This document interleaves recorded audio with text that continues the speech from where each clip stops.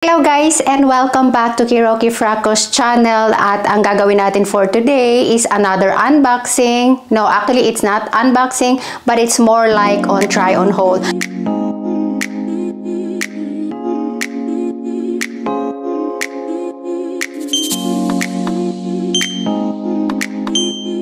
Guys, this is not sponsored by Sarah. This is not a paid video. Without further ado guys, let's do the try on haul.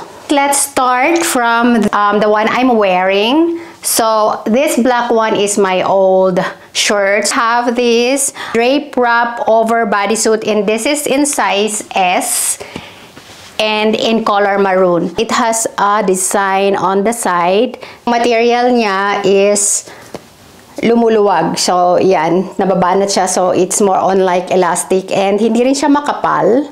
Kung malamig yung weather, pwede siyang lagyan ng panloob like what I'm doing or I'm wearing right now.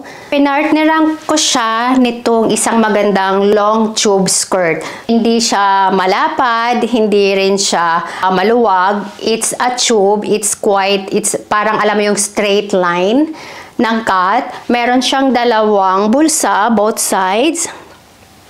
Meron din siyang belt loop, so pwede siyang lagyan ng belt.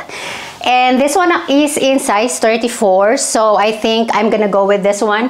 Medyo maluwag siya pero mas gusto ko ng maluwag kasi for layering purposes. Kasi lumalamig na so I can put stockings inside na hindi naman ako magmumukhang bulky. Fake na bulsa siya sa likod. Dinisignan ko siya nung black na shoes. Medyo mahaba yung kanyang heels na malapad. It's square yung kanyang toe. What is the benefit of having a square toe pagdating sa shoes? Hindi siya maiipit katulad ng pointed toe na shoes.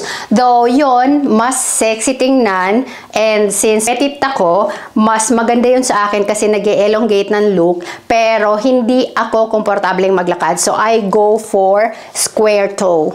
Meron din akong nakita na wool bandana. Medyo makati siya. This is in size medium. So, pinili ko talaga yung malaki. So, mas malaki yung mako-cover ko. So, pwede siyang gawing bandana. So, pwede siyang ilagay sa ulo. And pwede siyang gawing scarf. It comes with 2 colors or 3 colors. So, and then, yung next natin na product, start tayo sa pantalon. This is the high-rise flare in blue. Size 34, masyado siyang maluwag. This is big size, pero you know what I like with this one? It has this kind of design at the back. So, yan. So, alam mo yung nagbibigay siya ng konting curve sa inyong back side kasi meron siyang design nito. Hindi siya totally straight na pag sinuot mo is super straight. Kasi ako kailangan ko yon. I don't have the back side. Anyway, this one is in cropped. Kahit crop siya is sakto lang ang size niya sa akin. So, that's why ako pag bumibili, pag gusto ko yung saktong size lang, yung tinatamad ako mag-alter, mali go for crop size. So, dahil matatangkad sila, crop size sa model, pero tamang size lang siya sa akin. Pinartneran ko siya nitong denim polo. I think nilabas nila to ng late summer. Pero ako, nung nakita ko siya, sobrang ganda niya. Transitional attire to for fall. Open yung kaniyang front side. It has a V-neck. Meron siyang isang bulsa. And then a typical opening doon sa hand area. And then it has this classic button. Both side has a slit, so it's really pretty. This one in size XS. So this is the smallest size. Hindi siya oversized actually, but it is a loose fit. Pinag-partner ko tong dalawa. And then, ginamitan ko siya nung shoe na in-order ko rin from Zara, which is this boots. This is in chocolate brown. This is also true to size. So, I have 37. And the size is just fine. It has zipper. So, may opening. May color natin for this season, for this fall season to winter. It's going to be like a chocolate brown, a burgundy or red. Oh, and also the olive green, the green one. So, yun yung ating mga color for this season. So anyway, in yung video natin today, another Zara collection, Zara Woman collection. Actually, ang daming new from Zara, pero mas pinili ko itong medyo nasa transitional mode kasi from medyo malamig to mas malamig.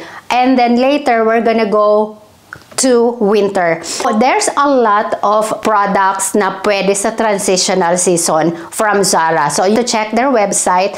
And of course, lahat ng reference or information about these items, I am going to pop up in the screen or put it in the description box below. So, it depends kung sisipagin ako.